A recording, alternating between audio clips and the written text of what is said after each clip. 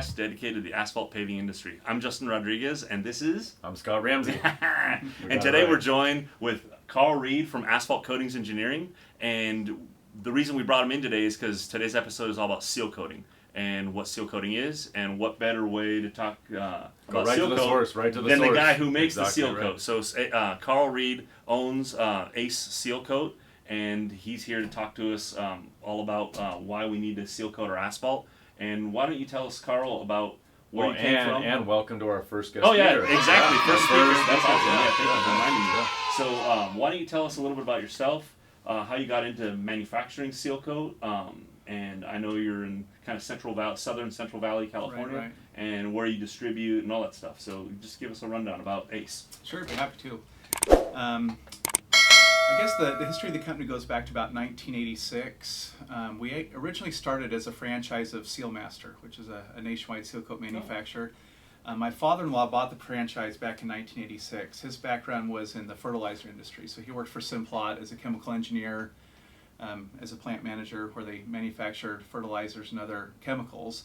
Was laid off, and so he's looking for something else, and found this opportunity to purchase this franchise of a seal coat manufacturing plant in Wasco, California.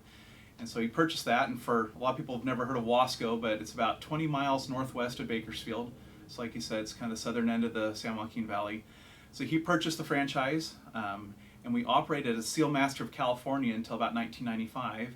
Then at that point, we kind of broke away from Sealmaster. Now, was that plant already built? It was already built when he purchased it. It had By been built, Sealmaster. It was built by, actually, before Sealmaster, it was called Weichel Manufacturing. This is going What is it? kind of way back. Weichel Manufacturing, Oh, okay. right. Is someone's last name? It was, yes. Okay. And so, and that kind of later became Sealmaster, but they had built the plant, and they were kind of operating it kind of as a corporate West Coast facility. It was their only thing on the West Coast, because they're based back in Ohio. Okay. Sandusky, Ohio is where they were based. Right. And originally, when my father-in-law, Don Forsyth, bought the franchise, they were only manufacturing coal tar sealer.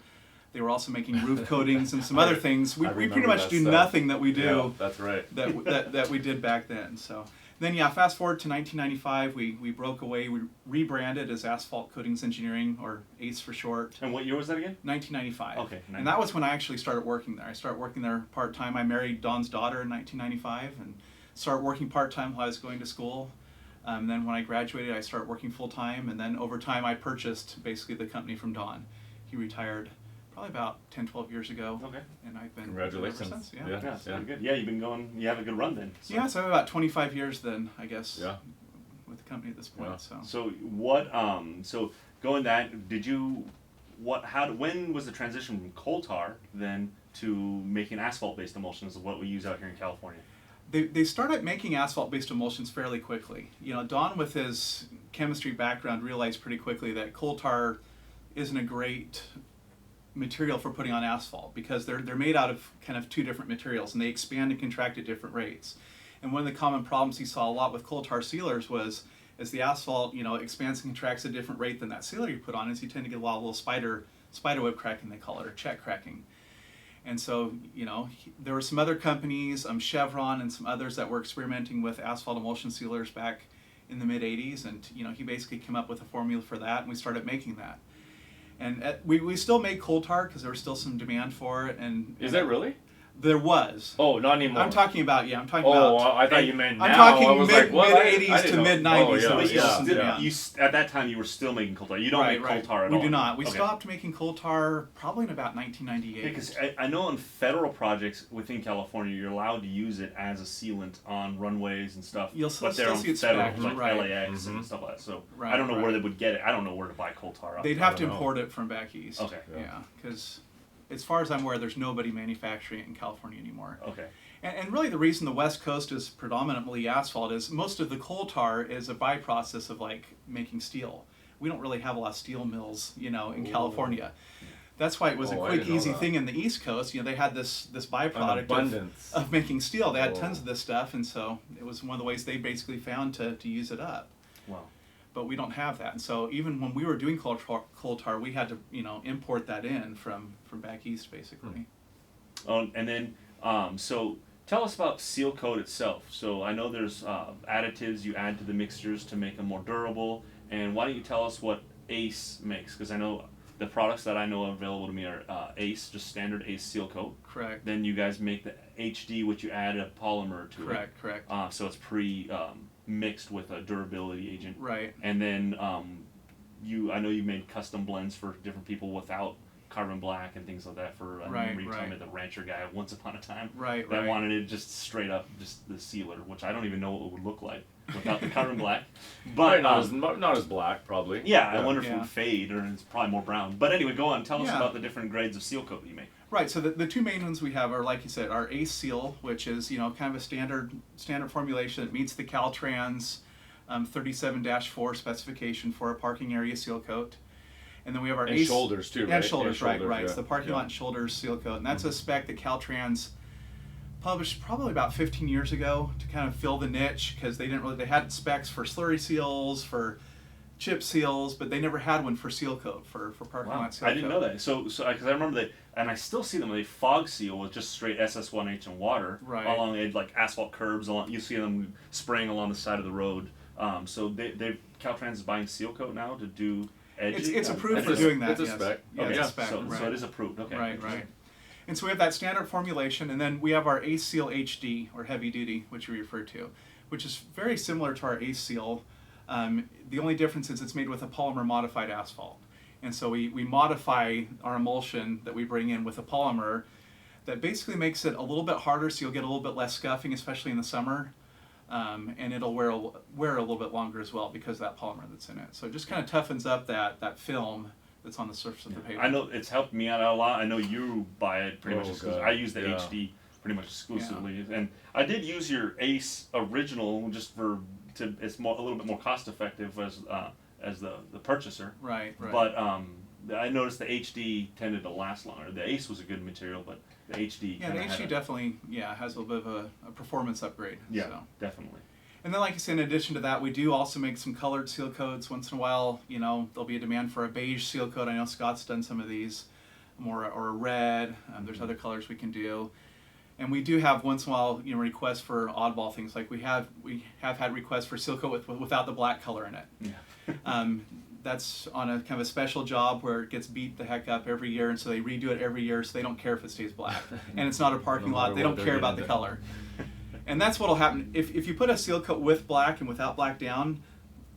Day 1 through 20 they'll look identical, but the one without the black will quickly fade over time versus the one that has the carbon black. And fade to what, like a gray? Kind of a grayish color, yeah. It'll just kind of fade out fairly quickly. Interesting.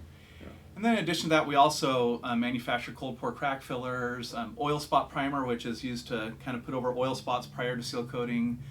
We sell a complete line of hot crack fillers, and then all the tools you would need. We squeegees, melters, blowers, right. That's good for us because when I order a load of seal coat, it's like, oh, I need a couple squeegees. They just throw them on the load, and boom, you got them right there. I don't have to go chase them down. Gatorade, it's another. Gatorade, I told you about Gatorade, I think, because I was using that a lot. Another product we sell, which is kind of a really, really thick mastic, almost crack filler that you use to, almost repair. It's almost like skin patch in a bucket, maybe. Is one way of saying it is. It's really good stuff. Yeah. You used it not that long ago, I remember. Did you have good success with it? What did you think about it? Yeah, we always have. Yeah, no, it's a good product. It works well, and like Carl said, it's hard. It's really hard. And the contractors will know what we're talking about when we say if there's a little hole or a little rough spot in the asphalt or where the sprinklers run every day, you got to send a truck out for a minimum 1-2 tons of asphalt. Right. Whereas you can get a bucket of Gatorade and it'll cover 80 square feet. Yeah. And it actually blends better than a skin patch would. Yep, absolutely. And it's hard too. It gets really it dries fairly hard, right? Yeah. Right. It's got a fairly hard polymer in it, so. I used it at an entrance on. The reason they call it Gatorade is because it's meant to cover like alligator crack, fatigue crack sections in asphalt. And I put it in an entrance of a car dealership one time because we're just sealing it, and he didn't want to spend the money to cut that area, do a full depth repair. So we put that, and it held up for 6 years, 7 years. Yeah. Even to this day? Yeah. Still like people driving over. Yeah. It's at the entrance of the dealership, which is crazy. No, it's a good product. Yeah, no, it is. Yeah. It is. So it feels and I wanted to back up a little bit because I hit on it. I think it was episode 1. I hit on it a little bit on because we talked a little bit about seal coats, and I hit on it. I think it was episode 1 or 2 where I had mentioned that our Sealcoat supplier had come out with another product a few years back, because I got to the point where I was so frustrated with seal coating, I actually wanted to sell that part of the company away and just be done with it.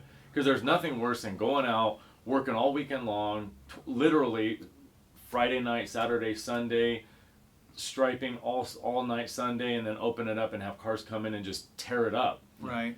And I hated it. And then you get calls Monday, oh, this is a terrible job, your guys didn't clean it right, they didn't prep it right. So for me, I know Carl and Joe, they downplay the HD a lot, but for somebody that puts down as much material as we put down, for me it's been a life changer. Yeah. Literally, it's been a life changer.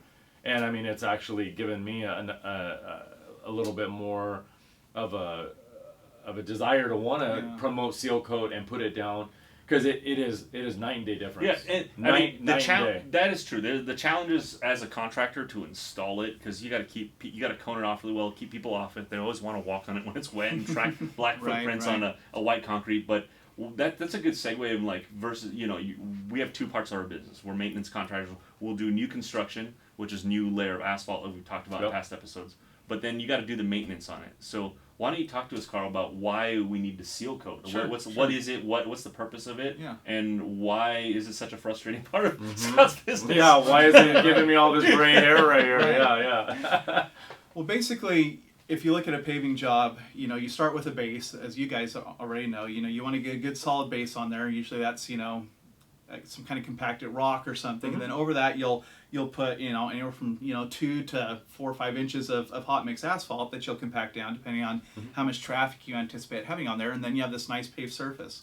Well, what happens is immediately that asphalt starts to break down. A lot of people don't realize that asphalt's almost like a living thing. It's constantly slowly evaporating, the actual asphalt in there. And so over time that will start to basically dry out. It'll get less flexible. It'll start to get rougher on the surface, because as that dries out and oxidizes, it'll start shedding some of the aggregates. Some of the little rocks will start flaking off of it and popping out, and so it'll get to be a rougher and rougher surface. And if you leave that and you don't address that, eventually it starts cracking.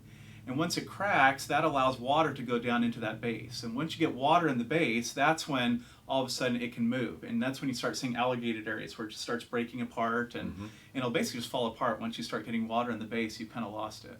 And so what seal coating is intended to do is basically to keep that surface basically sealed and fresh, to help kind of slow down that evaporation process where the asphalt is losing its elasticity, its flexibility. So it slows that down. It fills those little voids that have appeared as some of those finer aggregates have started to come out of the sealer. It provides UV resistance. Sealcoat has carbon black in it, which is a really good UV inhibitor, and so it helps protect against the sun.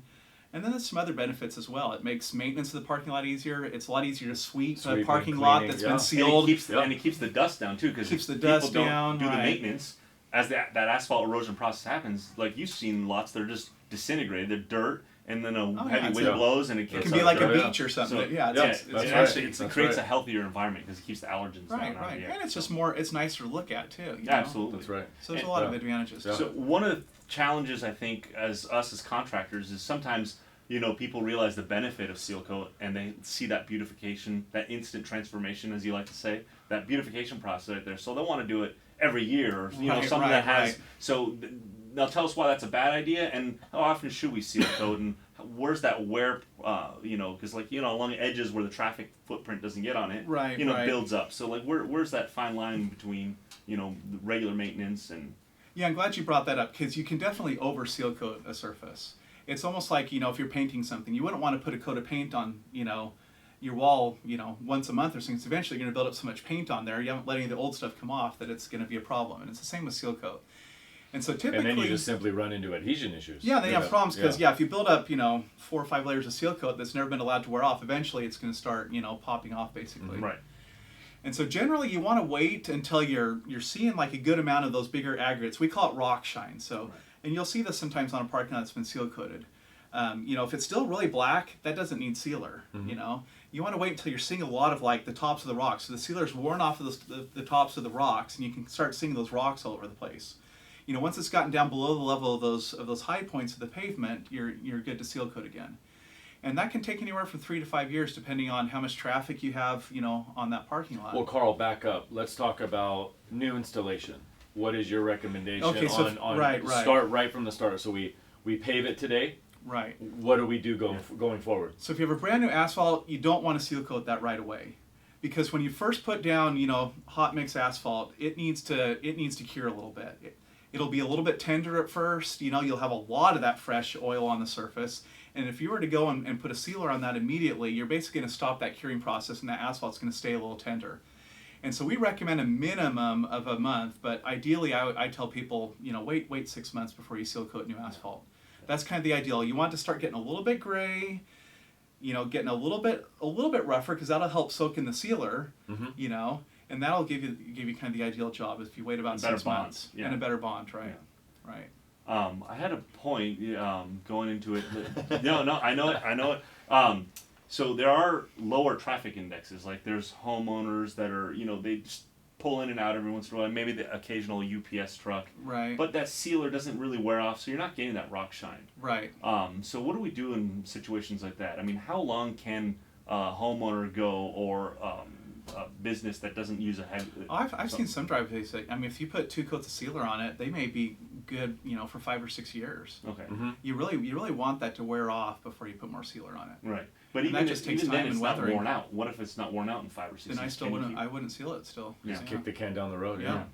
I mean, think about it like this, guys. There's, let's look at, we do a lot of, and I know Justin does as well, and Carl, you have a ton of clients that do a lot of church parking lots. Right. Church parking lots, for me, are the worst. They get traffic twice a week. Right.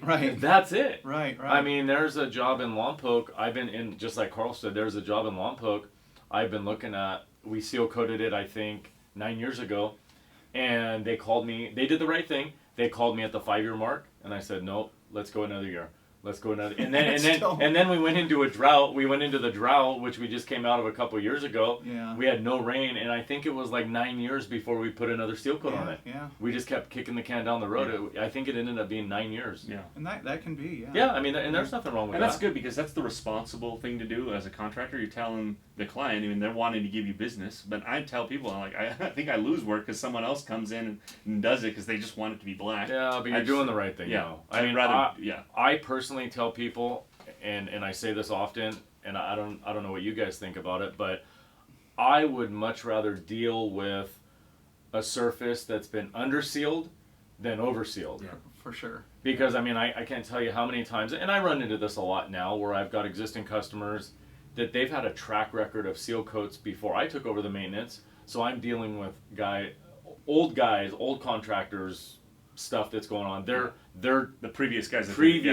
Coats and coats and coats of seal, and then we go in, we put a seal coat down, it starts to flake right away, and we're obviously the first call. Well, Scott, we just did this 8 months ago, and I said, yeah, but Mr. Customer, it's the layer that was put down. Mr. Customer, my stuff 6 years ago that's coming off, or 20 years ago, right? Yeah. And that's a good example. Just up the road here, Carl, you came out and we met with a client of mine, winery up the road here, and it did do that flake off, but I think that's a lot of just cleaning and maybe not adding enough mixture, because one of the things that I've always made mistakes with is thinking, hey, we'll give the client a better product by not breaking it down, where you should actually break down the material. You need to add water. You mean the dilution rate? Exactly, because sometimes people like seeing that heavy, thick coating that's on there. Well, let's talk about that. So we kind of jumped ahead. Carl, explain that. Explain the delivery process and how the material comes and. Right. So nearly every seal coat that's manufactured comes as a concentrate. And there's a couple reasons for that. One is it makes shipping easier. It stays in suspension better in the shipping process if it's a concentrate. It's more economical for the contractor, because if it came pre-diluted, you're basically getting less sealer, because you're paying a set freight rate to get a load of sealer. And so if it's pre-diluted, you're basically getting less. You're paying more per gallon effectively. Exactly. And so because of that, it comes concentrated. And we recommend adding a minimum of 20% water to our product. And if it's a really, really, hot day in the summer or something, that's go up to 25-30% water on that. And that's really critical. And like you said, sometimes, somebody might think, well, I'm only going to put 10% water and give a really good job, which sounds like maybe it makes sense. But the problem is if the sealer goes down too thick, it won't really flow into the pavement. And especially on a hot day, it can almost flash dry on the surface without ever having a chance to flow into those tiny little crevices and pores that are in because that you're searing pavement it and from the adhere bottom. to it. It sears, exactly. Yeah. It never had a chance to stick. And that's why it's really important to get that minimum of a 20% water in, because that's what really helps it flow in and get good adhesion. Okay, and as for the contractors out there, maybe one of the things that I think we ran into is it's under a lot of canopy coverage, so the sun's not hitting it, so there's no UV breakdown on it. It's a light traffic surface. Remember, those were kind of challenges that we had to deal with on that job. Right. So things that the contractor may not think about is all the sap and the pollen stuff that falls on the ground that even the billy goat blower may not even get off. Yeah. So, well, what do you think about like getting a wire wheel, or what's a good way to clean a driveway, especially under a canopy or something? A wire wheel is a good thing, or a wire brush. They make some rotary, push style brushes that do a good job. There's some that even attach like on the end of a weed eater. Shindawa makes one that's like a brush I've seen head. those, yeah. And they're really good for like getting behind a bumper block or something it spins and can get something like that off. And then the last step you always want to do those is blow it. Yeah. I see sometimes people make the mistake of saying, well, I'm just going to power wash the whole thing. And that can be good, but a lot of the time that just kind of moves dirt around. And once that water dries, you still have a fine layer of dirt on there that's going to, hurt your adhesion. So the last step should always be just to blow it off really good with a blower. Yeah. There are some special circumstances that can cause problems. Oil spots are one. Sealcoat won't stick to an oil spot. So if you have a parking lot or like an apartment complex or something where, say somebody's got a leaky car and they park in the same spot all the time. If you don't address that oil-saturated asphalt, and you just put sealer over it, that oil's just going to come right up through the sealer. Yeah. Oh, yeah. And so that needs to be either scraped or, if it's bad enough, removed and replaced, prior to seal coating. And then the oil spot primer basically makes a barrier that will keep that oil from coming up through We it. use torches sometimes with a wire brush. Yeah, it's a good way to dry burn up, it and scrape dry it. up, Right, yeah. right. Yep. And then It hasn't been very often, but I've actually seen some oil spots where you can literally take a shovel and dig it down I've to seen the it too, base. or you can take a screwdriver and just goes bloop. dig it And down that's to the when base. that's when you know it really needs to be removed or Oh, yeah. replaced. oh yeah, absolutely. So and then there's the other thing is about heat. So climate is a big deal. So on a really hot day, it's a good idea. And I see especially the Type 2 slurry guys. You always see them on the back of the platform. They'll wet the ground. And that's a really Yeah. good idea. A lot of the Sealcoat machines that will actually have water tanks on them and a little bit of a spray system, but anything you can do to lower that surface temperature will help that sealer flow in and stick better. Yep. Now, if you don't have the way to wet the pavement, that's when I might say on a really hot day, cut it 30% on that first coat. Because basically a lot of that extra water is going to flash off really quick and it's going to cool the pavement enough to where it can flow in and stick. And then there's different ways to apply a seal. We have spray ones. Right. Some guys use push brooms. Right. And then there's squeegees, Right. which I've seen. Now, I've seen, if you don't wet it down enough or it's not wet, I've seen the guys when they're brooming it even, you'll see the material kind of drying out as they push it. Right, right. And then that's, so it's a good idea to keep the ground Yeah, you need to moist. keep a wet edge because you got to realize if it's getting dry in there, that dry stuff isn't penetrating and isn't going to stick as well. So it's important for whoever's putting it down to be able to have the eye to realize, hey, this is getting a little dry. We need a little bit more water here. So, Well, I mean, Or we're it gonna have a literally, problem. my experience is it literally, it turns into oatmeal. yeah. Right, It, right. it can get all goes chunky, yeah. down very nice and smooth and very harmonious. And then on a hot day, you just drag your broom across it, and all of a sudden it's like clumpy oatmeal instantly. Right. Yeah. And then what about, so those are the installation methods. What do you think? I like spraying if you can, unless it's a windy day. But brooms and spray is how I've always done it. I've never Me too, squeegee yeah. as few and far between because I think it, especially on a smooth surface, it really pulls a lot of the material off. I like squeegees on more of a rough surface. What do you think about that, Carl? Yeah, there's definitely pluses and minuses to both methods. Like you said, on a rough surface, a squeegee is nice because it can help kind of fill in some of those voids. Whereas you spray a rough surface, and you're basically going to have the same surface because it will reflect what the surface under it was. Whereas the squeegee, as that squeegee, drags across, it's going to leave more material in the valleys and less on the peaks. And so it'll tend to smooth and even the surface out a little bit more. Yeah. Like you said, though, on a really smooth surface, squeegee can be very difficult to leave any material. It's like squeegeeing glass. You squeegee water on a window, and you're not leaving much water on there. Right. That's right. And so you're not going to leave much material. And on a super rough surface, sometimes a spray can be good because you don't want to leave. You're almost leaving too much material if you squeegee it. Yeah. Kind of a really good way to do it sometimes is if you can, is to squeegee a coat and then spray a coat because then you kind of get the best of both worlds. You fill in the voids and stuff with that squeegee coat, and then you get the nice smooth even finish with the That's spray what we on were the talking top. about before the episode. Yeah, Yeah, that was before how we you started did that recording, big job yeah. up in Santa Maria. But they're both good. I would say probably the most difficult situation though is a very, very smooth lot, and the only thing you have is squeegees. I would recommend doing it with hand squeegees because some of the machine squeegees are just so tight that you're not going to leave enough material to really do a good job. Yeah, definitely. And then after that, how long for a parking lot for commercial owners out there? How long do you think we should wait before we stripe it? Because it's usually as soon as it's dry to the touch. Yeah, as soon as you can walk on it without it tracking or sticking to your shoes, you're good to stripe. Yeah, and It's kind of a good rule of thumb. yeah, Immediately, almost immediately. Yeah. And in the summertime, I mean, that can be like, an 10 hour, minutes. 30 Yeah. minutes, exactly. Yeah, half an hour. Yeah. if it's 100 degrees, that's That's gonna right, that's gonna yeah. happen really fast. And then another thing is that's a good point. Bringing the sunlight out and the heat is anywhere there's shade, it stays wet longer. So that's something for homeowners and property managers Right, to understand. So there's a reason we cone it off. It's wet, it's slippery. You don't want people slipping, falling wet, and then Right. ruining the finished product that we just put down. Right. So in shade, how long do you think it takes to dry typically? It's really a factor of three things: the surface temperature, the air temperature, and the humidity level. Those are kind of the three things that because Sealcoat is a water-based emulsion, and so the way that it dries is the water has to evaporate out of that system, and then the material kind of comes together. It's an emulsion, which means it's made up of tiny little particles of asphalt that are mixed in a fluid. And so the first step that happens is that water evaporates out, and then we have what's called curing, where those little particles kind of melt back together and form a continuous film. And so it depends. In the winter, that can take. I've seen it be 2 days and it's still wet in the shade. Definitely, You know, I've seen it too. Yeah, we And that's had it why we don't happen, really yeah. recommend seal coating in the wintertime. Our recommendations are at least 60 degrees and rising, and not getting below 50 degrees at night is Yeah. ideal. Absolutely. Definitely not if it's getting below 40 degrees. That's a definite. You shouldn't do it. So yeah, that's a good thing for the property managers out there. There's a window for seal coat season. And out here in California, we have a longer window than they would Oh, for north sure. and the East Coast. So we're usually like mid-March, maybe if we're lucky, to maybe the very beginning of November sometimes. But that's it's right in the middle of the year. But the beginning and end Well, of and the I year, think that's a no-no. I think. Oh, you're pulling it Yeah. over.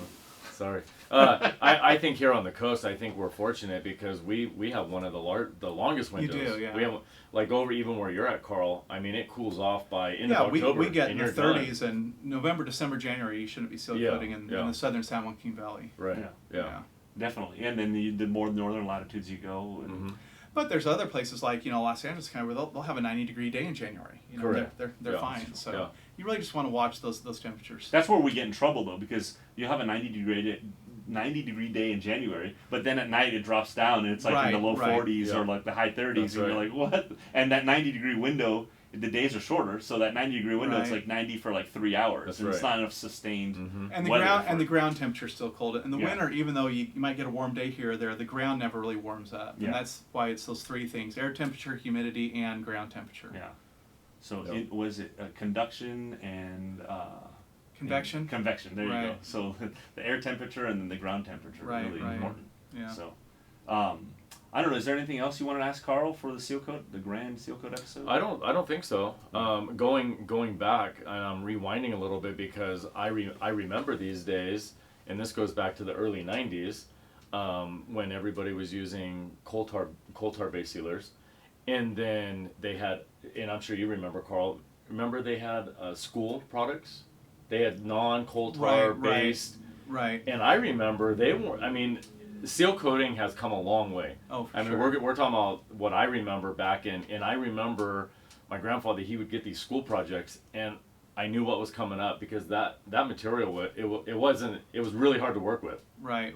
And so seal coating has come a long way Oh, for sure. from where, I mean, that goes Especially on 30 the asphalt years. end, yeah, because the early asphalt emulsion seal coats weren't very good. for Right, sure. and now, but they are pretty good now. Oh, and yeah. that's a Yeah. good point. It's like we're on the West Coast, so going back east, I'm starting to see, especially in those trade magazines, there's different companies coming up back east that are selling asphalt-based emulsions. Oh yeah, So, and there have been actually a lot of municipalities like in Texas and Ohio and that have banned coal tar sealers because Really? what happens is as they break down, they get a lot of rain obviously back there. Mhm. That stuff ends up in streams, little particles of coal tar, Yeah. and they call them PAHs. It's polyaromatic Pals. hydrocarbons sort of thing. Yeah, but it's bad for fish and for basically for aquatic life. It's kind of and they find it accumulates in these streams. Kind of like the asbestos of right. the So asphalt a lot of them world, actually ban coal tar and require them to use asphalt emulsion because asphalt emulsion has far lower levels of those PAHs than the coal tar sealers do. Yeah. And then what are the challenges for the guys back east in the Midwest for using? I guess the climate would be the biggest challenge because their windows would be shorter. Their windows shorter. Because it does take time. I don't know how long. I've never worked with coal tar myself, so I don't know how long it takes to dry. Versus it's similar. It's about the same. I remember it being the same. Yeah. And coal tar, I remember from what I've read and I've seen pictures, you have to wear like long sleeves and stuff because it kind of burns your skin. It'll give you a sunburn. Yeah. The vapors on it will literally give you a sunburn. Interesting. So a lot of time they'll put a lotion or something, or a spray sock over their head or something. That's right. Yeah. Why does it do that? Honestly, I wish I could tell you. It's something with the vapors coming off of it, but I'm not positive glad what the actual mechanism is. Well, I mean, this is actually a few years before my time getting into it, but I've talked to old timers where some of the early seal coats they were buying from Chevron, you literally had to clean your tools with gasoline. Oh wow. Yeah, it wasn't. You couldn't just go hose it down. It's not California. Yeah, that was literally. Yeah. And I think asphalt emulsion seal coats are getting much more common on the East Coast now. Oh, are they? Oh, much more common. Yeah, coal tar is definitely losing, market share, and asphalt is gaining. I mean, it takes time though. I mean, that's how they've always done it back there, and a lot of it's just kind of culture and tradition, and this is the way we've done it. So. Right. Why change? But it's definitely moving that direction. Is the equipment the same? I think coal tar is just more sprayed, right? Very similar. It's typically it can be squeegeed as well. Okay. One of the main differences is the coal tar sealers tend to not have any fibers in them. Most of the asphalt seal coat manufacturers on the West Coast add fibers to the seal coat. It helps it bridge small cracks. It helps it resist, cracking real quick and little cracks and along edges. And because of that, they're easier to spray than the asphalt emulsion sealers are because they don't have the fibers in them. Yeah, they do clog. Mine clogs, and we had an old Sealmaster tank that had the holes were smaller, and then ironically we went to a screen in the filter, right, and then it went to the bigger holes, which is kind of you would think it would be. And worse, that probably helped. And it helped, so like it didn't clog as much. And you weren't getting tip clogs either in the tips? It's still a little bit, but the bigger holes make it flow better. Yeah. Why is that, Carl? Well, because those fibers can flow through those little holes. And as long as you're using a wand, typically the pressure, if it's all coming out of one orifice and you have a good sized tip on there, it's going to blow through. Right. Basically, the screen is mostly just supposed to get like dried, hard chunks that maybe fell off of the wall of a tank or something. That's what they're supposed to catch, right? Yeah. Right. And that's how you can tell if something's made for coal tar seal coatings. It'll have tiny holes in the strainer, right? Because the coal tar doesn't have the fiber. It's more like the consistency of chocolate pudding is how I would describe it. It's very smooth.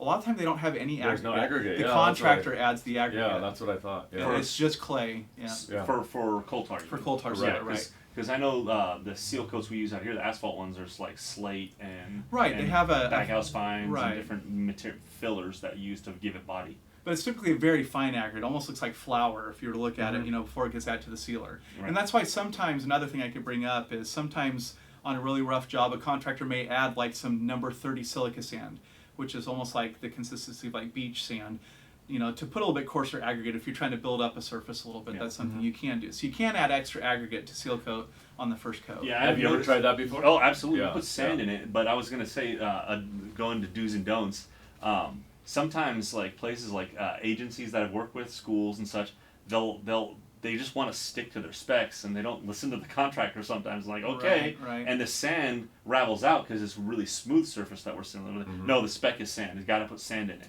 I'm like, well, the sand is to fill in like a rough, right? Exactly. It's oxidized for a rough Did you put another coat on top of the sand? Two coats. Yeah. 2 coats of sand so you seal? put just one coat and then another coat. And that helps a lot. It helps it, but even that you still see, because we had some black sand that we had from Arizona or something, and then we mixed into it, and it looked good. But you see the gutters like 6 months later, and it's all filled. That black sand all raveled out of it. Yeah. So it's just kind of on a smooth job, you definitely don't want to be adding extra aggregate for sure. So sand is, but sand is that's an option. You could put it into the material to help give it some body and fill in voids. Right. Yeah. Anything else you could think of? Well, I think we should talk about. I mean, this is always a hot topic for management companies when they're going out getting competitive bids.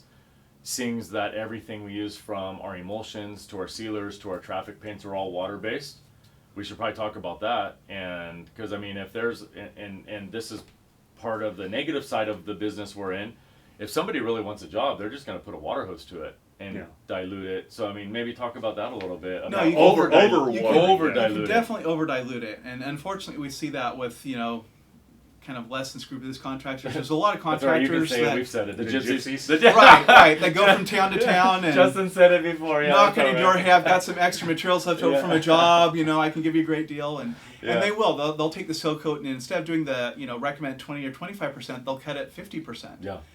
And that is as bad as not cutting it enough, because basically you're putting once that water evaporates out, the film that's left is extremely thin. That's going to wear off really quick. The actual amount of raw product that's left is almost nothing. Exactly. Yeah, and it's going to wear off really fast, obviously. Yeah. You get rock shine very fast. Extremely quickly. Yeah. Right. So buyer beware. Everything we use is water soluble in California, and I don't think. And there's probably people that do the same thing with the traffic paint or something to try to stretch it, or. Oh yeah. Really? I've never heard of. Yeah, no, I've seen it all. Yeah. Really? Yeah. Why would you want to do that? The lines would look terrible if you did that. It does. Yeah. I mean, it looks like it's not doing a good job. It looks bad, but I mean, it's happened. Yeah. So it's always good to check references, make sure their contractor has a valid license, it's current. Use somebody local that has references. All those things will help you avoid a lot of headaches. Warranty, right. Check warranty. How many contractors do you think you have that you sell to in a given year? I mean, it's over 100. Wow, for nice. Sure. That's crazy. Yeah, it's a lot, because there's competition in California. Oh, for sure. There's several manufacturers of Sealcoat, and I've noticed that all of them kind of up their game. They've always kind of produced better materials, adding different, and there's different additives that come out in the market that you can make for durability.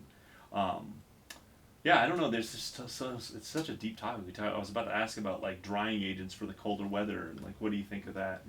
There are some things that can help a little bit. They're not miracles though, and they definitely don't let you like go out and Sealcoat when it's going to be 35 degrees that night. Right. But they can help on a day that's kind of borderline. There are some things you can. We sell one that comes in a bucket that will help increase the drying time a little bit. It's got some chemicals in it that tend to drive that water to the surface and help it lower the surface tension so it can evaporate off a little bit quicker. So. Yeah, and then there's also more latexes, but like I wouldn't add latex to an HD, right? I mean, it's already got the latex. No, that wouldn't. Yeah, that'd be. I don't know. I think long and short, because in the asphalt world, in the emulsion world, and in the seal coating world, I mean, there's a lot of manufacturers that are coming out with, hey, we've got this new product. And I even have called a couple of these guys on it, just saying, hey, you're selling these guys snake oil, and it really is. We had an instance a couple years back where a municipality changed their mind. They said, hey, instead of just a regular fog seal, we want this special fast tack, blah blah blah, and it was and so the manufacturer, and they paid, the municipality paid for me to send a truck all the way to Irwindale, pick up the special material. They had their mad scientists come and pour this cup of stuff in our truck, and they guaranteed that we'd have the whole job fog sealed one night. And I think it was like 6 o'clock in the morning. And they couldn't get it to dry. And I told the manufacturer, I said, hey, you guys are just selling these guys, and it was thousands and thousands of dollars more for us to go pick this material up. So, and the reason I bring this up is because, like Justin said, there's a lot of these products out there, supposedly additive, but if you're prepping the job right, you're doing it at the right time of the year, stick with what works. And looking at the weather, you don't want to do Sealcoat if you have rain in the forecast at all, right? Because it's a water-based product, so rain's going to wash out. If it's not completely dried or cured, it's making sure that the customers you're working for do the appropriate things like turn off sprinklers, landscape irrigation. Yep. Try and get all those areas prepped properly where water might run onto it. Correct. That those usually areas are really bony and rough, and they're saturated with dirt and grime. You got to clean those areas really properly. So it's you got to have the right people that know what they're doing and have experience doing it. For sure. Some people think it's really easy. Well, all you got to do is swap the stuff out and spread it around. And it really is much more of an art than that, because you really, it takes an experienced eye to tell, if it's getting dry, it needs a little bit more water, or if something's not quite clean enough to put the stuff on, or if the conditions aren't right. So. Yeah, and it's funny, in the first episode, I think we talked about that same thing. Like I've gotten calls from several people that have pretty large driveways, and they went to like Home Depot and got like Sealcoat in a bucket, and you see like they tried to like they did like a little corner of their driveway, and you just tell they gave up, and they called you to just come. We did it like in a third of the time that they would have done. And they had been working on it for 3 weekends. Yeah, exactly. Yeah. And then I was gonna ask you, Carl, would it be okay if we took a trip out to your plant and you could show us like just the workings of ACE if you could? And you don't need to tell us any trade secrets or anything, but your trucks. No, you'd be welcome to. We want to know your recipe. Yeah, we want to see the recipe. Yeah. It's like any other company. Everyone has their own different ways of doing things, and they have their proprietary products. And we'd like to. You'd be welcome to. Yeah, we've used your product before. It's been really good, and I've had success with it, and I know you have too. Mm-hmm. So be welcome. Yeah, I appreciate you coming on the show. Sure. No, this was fun. Yeah. Any Carl. Yeah, that was fun. Any other questions or? No, I think we covered a lot of ground. I think I would like to do like a revisit of Sealcoat, and I want to do an episode just on Sealcoat equipment too, like that you and I could do and talk about, because I know we just recently bought a new. We got that Seal Right tank. Oh, good. Yeah, it's on its way. So. Oh, great. So we'll have 2 tankers now, which will be good. So nice. Yeah, that's good. Anyway, until next time, guys. We'll see you down the road, and be sure to email us if you have any questions. And thank you, Carl, for being here. Thanks again, Carl, for coming over. Yeah. All right. See you later, guys. Thank you, guys. Thank you.